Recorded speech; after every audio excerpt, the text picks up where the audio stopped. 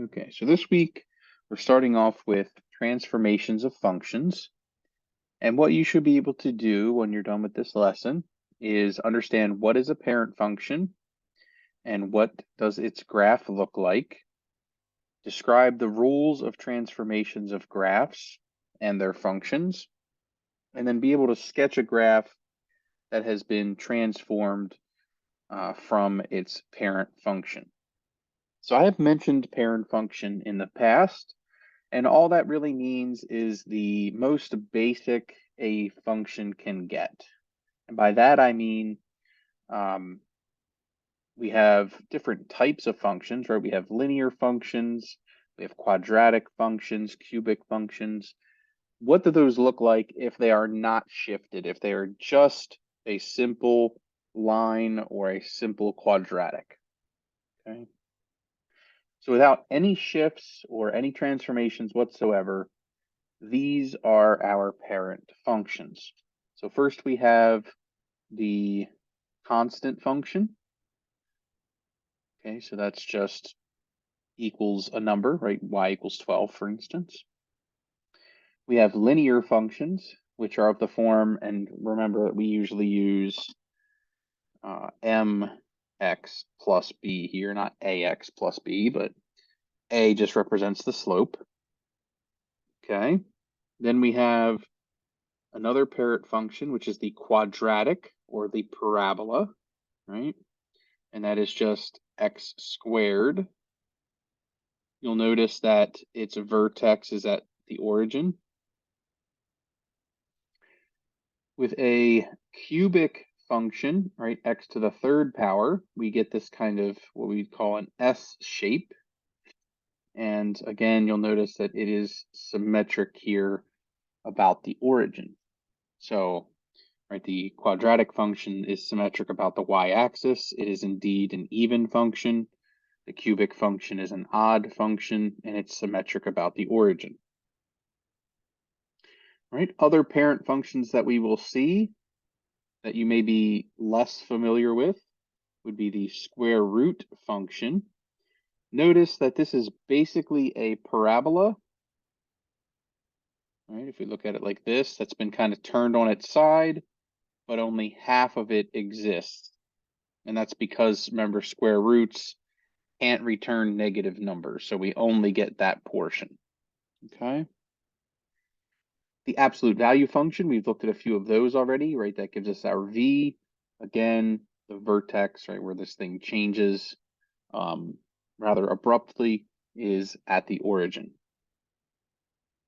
A few more functions that we have for parent functions. We have the cubed root function.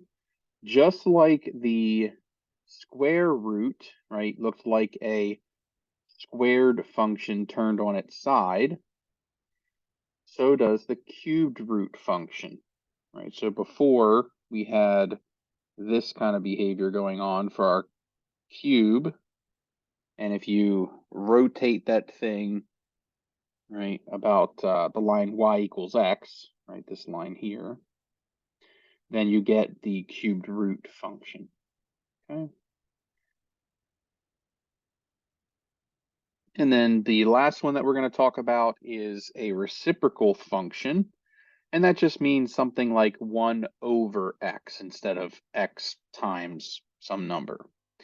And what that does is actually generates what we would call an asymptote, okay? And here the asymptote is the y-axis. And that's because, right, we are not allowed to divide by 0. So you'll notice that on both ends here, this side and on this side, this will never touch the y-axis.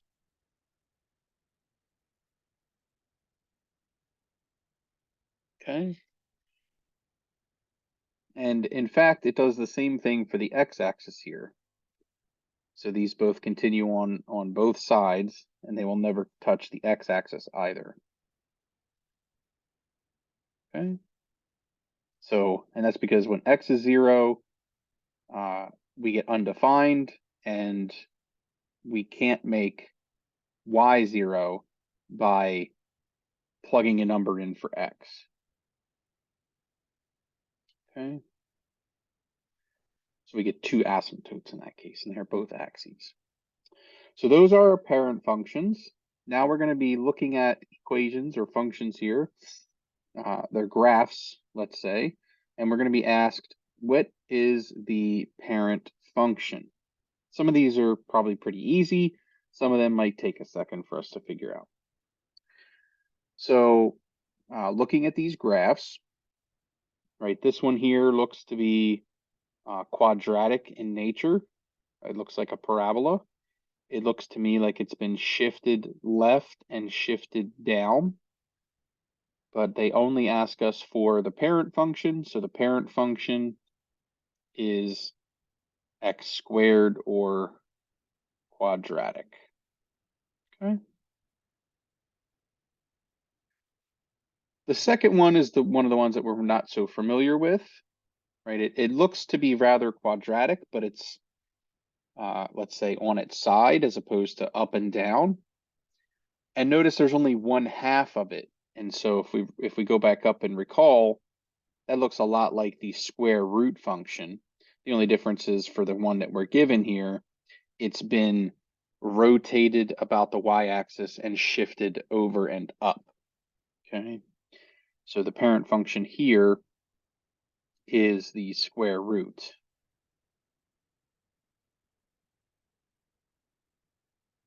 Okay. This third one I hope is pretty easy. That's just a constant. And that means something like y equals some value c. In this case, it looks like it's maybe 1/3 or something. Okay, now that's also technically linear. It's just that the slope, right, is 0. So that's why we would just say that it's a constant function. Okay. All right, this next one here looks to me a lot like the cubic function. It's just been spun around. Right, if we go back up here again, here's what we expect for a cubic function. And this down here looks very much like that, but just kind of going in the opposite direction. So this looks like its parent function is x cubed, or the cubic. This next one should be pretty easy, right? That's a line, but it's not remaining constant, so its parent function is mx plus b, or the way that this packet defined it was ax plus b.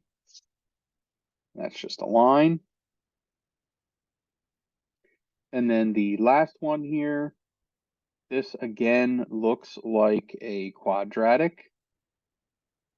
It's just been flipped over. Okay.